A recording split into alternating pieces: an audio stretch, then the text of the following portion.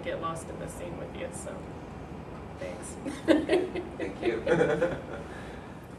Hey, I'm Mike Nystrom. I'm a fourth-year student here and had the privilege of being a client in the communication training last year. I'm Seiche. I'm currently a third-year student here, and I had the dubious privilege of being a student communicator last year for our first communication event. Just wanted to give you guys a heads up about what it's all about, kind of from a client's perspective and from a student's perspective, or doctor. So I was a client. I had a great time. I really got into the part. I shaved my head bald on top, and I wore this nice little suit with a little Yorkie outfit. But it was a whole lot of fun for me. I'd already been through the communication training the year prior, and I'd really realized that after going through this, that I still had a long ways to go in my communication. It was a different aspect or different perspective being a client and getting a viewpoint of what it's like to be on the other side of that table from the doctor, and realizing how we don't really communicate very well, even with the communication training that we do have, and how difficult it is for us to communicate to the client what's going on with their animal, and translate our medical terminology, our veterinary terminology, into something that they can understand, and make it applicable to the patient. So I realized that a whole lot, questioning the doctors that I was seeing for my patient or my animal, and how things were just a whole lot different for the client, and really realizing that kind of changed my outlook on how I approach things and what I want to do whenever I go into the room with the client. It was a great time, had a lot of fun, really get into it, and it makes it a lot more interesting and be open to different things. So. How did you feel giving feedback to the clients afterwards? I mean, to the veterinarians. It was a little tough because I had to concentrate on being my part, playing my role, but also concentrate on what they could do differently or what they did well.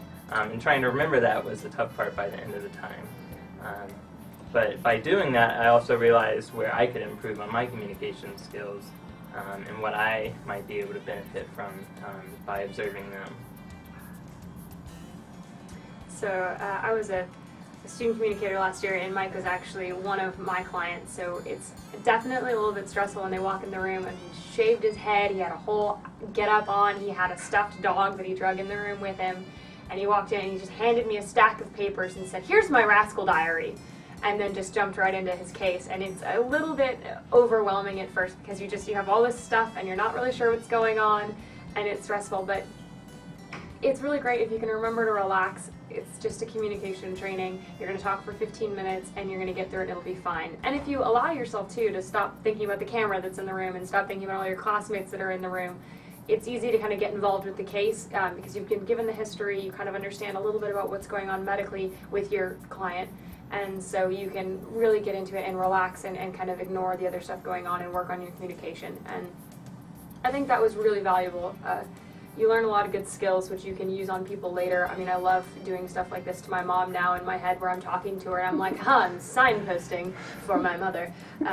So it's useful, and it really will help you if you can kind of remember to use it even a little bit during the rest of the year. Just some ideas like, oh wait, I should probably be like reflective listening to my roommate right now instead of just trying to jump in with your own advice. I think you'll get a lot out of the event, and it's just fun too because after it's your turn to go, especially for those of you who have a more stressful client this year, it's really great because when you're done, everyone in your group is like, oh my gosh, I'm so happy I didn't have to have that client. You did such a good job. I can't believe you had to handle them. And so even those of you who are going to have like these really crazy clients, these really intense clients, it's going to be okay and you'll all have something to laugh about, and that's going to continue to for you throughout the year. And so it's just a great experience. If I have any advice other than just relax, it's try not to crack up in the middle of your event. I had some hard times staying focused on that, and it's going to happen with real owners. I mean, the whole diary that Mike had given me literally said stuff like, Rascal went outside today, saw a butterfly, sneezed, allergies? And I was trying to read that and also talk to Mike, and I just about fell apart, and that was difficult, and you're going to have to be able to control that when we have real clients in the future. So that's something to keep in mind. If you can keep a straight face through it, then you're doing a good job. And it's whatever, if you make mistakes, it's totally okay. I mean, there are going to be times when they're going to really stress you out and you're just going to panic and you're going to revert to your medical knowledge and you're going to go from there, and it's going to be okay. Good. So, Mike, to summarize, reflective listening. You really liked the experience.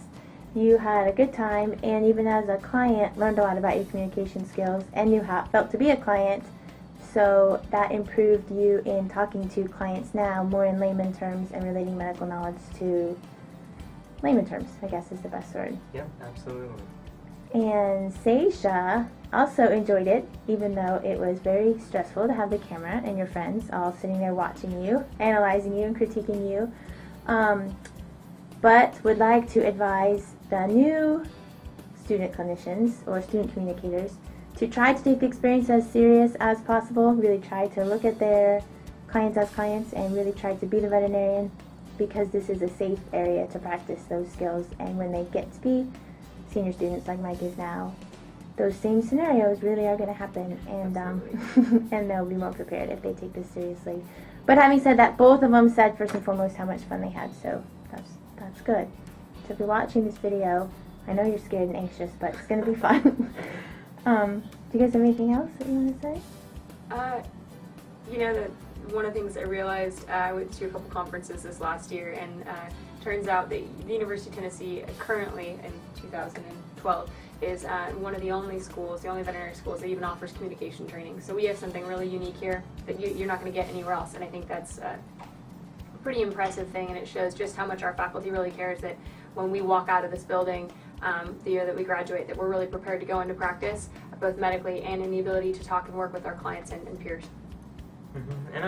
And something that I definitely realize is one thing that they teach you is to listen to the client, no matter what, even if the dog's coming in for a problem that's not related to what he's truly having going on. If you listen to the client and you acknowledge their fears and their issues that they have that are going on with their dog or cat, it really goes a long ways. And pleasing the client's really what we want to do. And then we can take care of their animal outside of the waiting room or outside of the exam room. And I've definitely realized that as a fourth-year student, that sometimes you just gotta give them the time, give them the energy, and they'll appreciate it later on, even if it is a bad situation for their pet.